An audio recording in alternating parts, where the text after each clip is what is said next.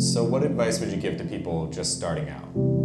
I would say do not wait for a perfect moment. You have so many tools at your fingertips. Just go for it. My dad had to close the doors of the family bakery, and I wanted to rebuild that business. But in order to make this thing last, I had to learn about some of the things my dad didn't have. Our kids bought us a quilt machine and asked me if I wanted to do tutorials, and I was like, sure, honey, what's a tutorial? Now we're at 300,000 subscribers. I have some experience in computers, but what I needed was a direction. I took a class that taught me the basics of how to get the business online. That was where I started reimagining myself. I'm an entrepreneur, I could do this.